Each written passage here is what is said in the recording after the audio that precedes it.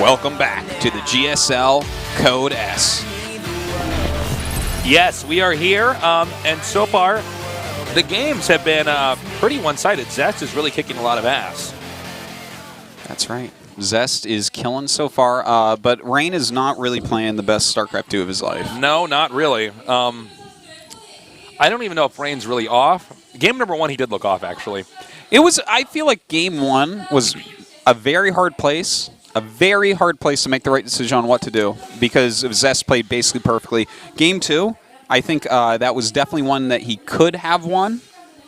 I really do think he should have pulled back and let his Tempest do more work before the Tempest real control engagement wasn't started. Really that good. Yeah, if the Tempests were over on the side a little bit more towards the left and the army pulled towards the right a little bit, the Stalkers couldn't have done anything. He could have been farther back to the Nexus, too. When we saw him engage up the ramp, he didn't need to be right at that point. I understand like the surface area aspect of it and how that's important, but like you can't when your opponent has 8 Colossus and you have 3, if you engage at all, your army is going to melt.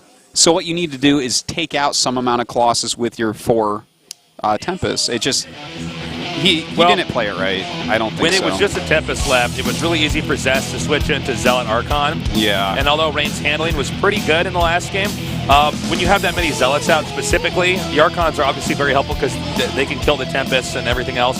The Zealots spread out, just wipe everything out. Yeah. And that's when it's just GG. So, if you missed our interview at the start of the show, Rain said that he feels that Zest is the best PvP in the world.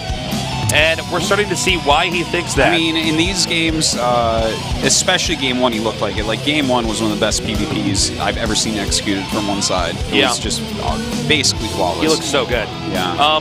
Well, our next map is Ultrazine Stronghold. It's already loading up. I'm curious what both these guys are going to do. If Zest wins this here, I can't imagine Rain coming back in winning 4 games in a row. That's a really tall order, and that rarely ever happens. Yeah, very, very tall order indeed. He does need to win this one. It's a giant map, almost a crapshoot in certain ways. Who knows what builds these guys are going to go for. All right, and game number 3 has now loaded up. Let's see if Zest, the underdog, continues his rampage of Rain, turns this game around and starts a comeback.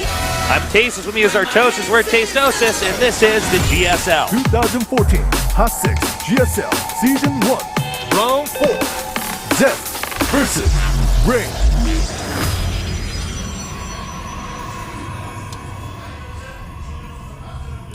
Okay, so we have both players hugging the left side of the map.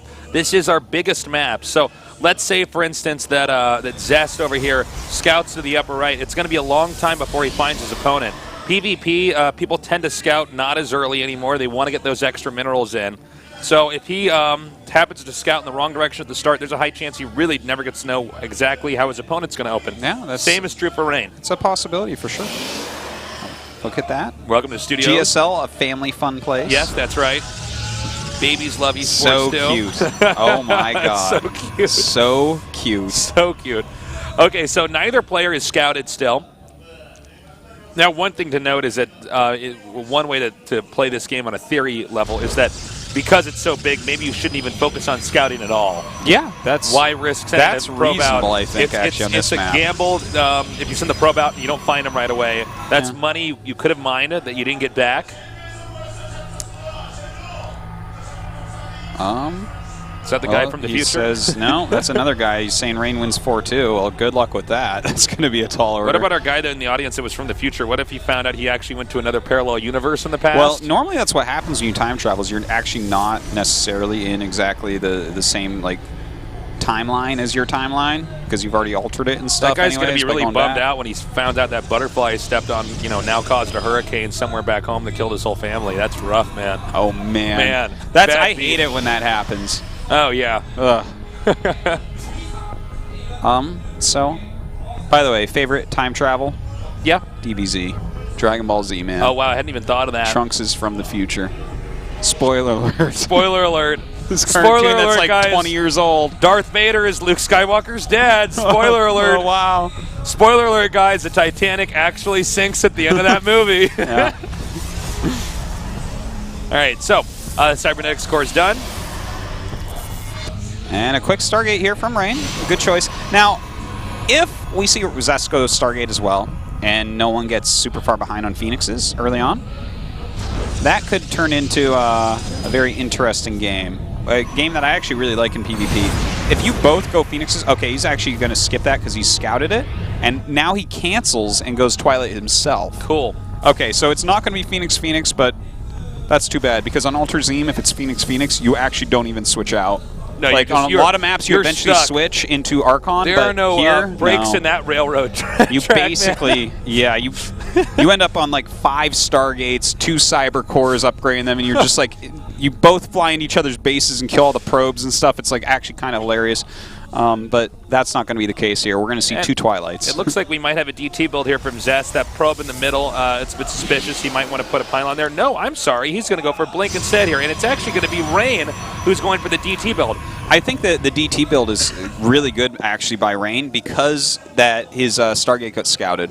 Yeah. So you have to guess that there's a tech switch, and if you can guess there's a tech switch, you have to then guess it's DTs. So it's much less likely that we see quick observers here coming out of Zest, because you would never need that against Stargate tech. But, okay, yeah, and so this should end up being actually a free win for Rain, because Zest is going 4-gate Blink.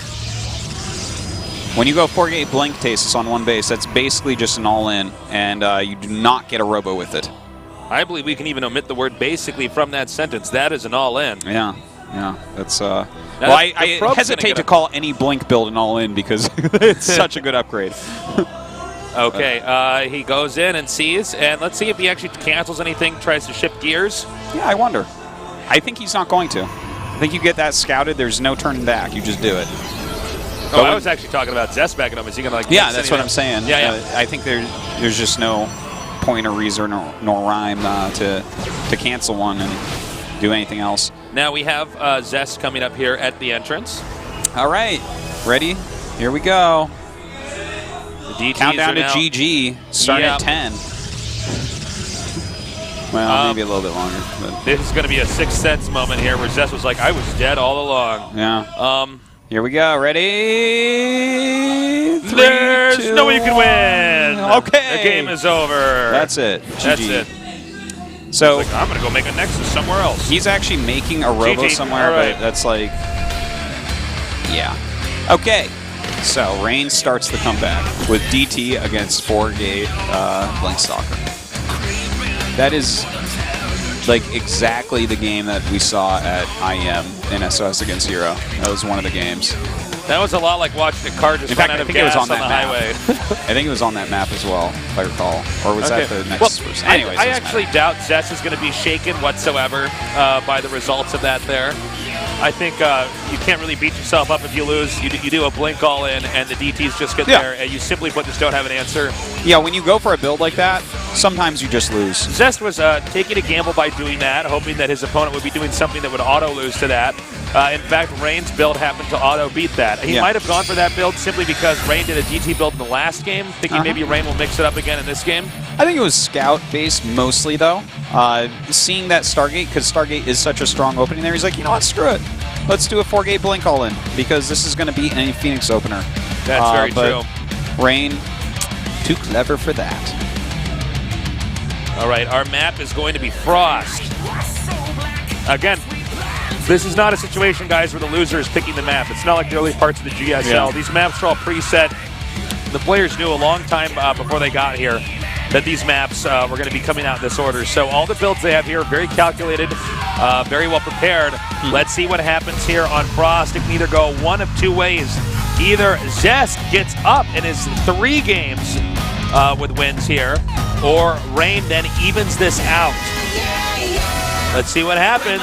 Game report's ready to go here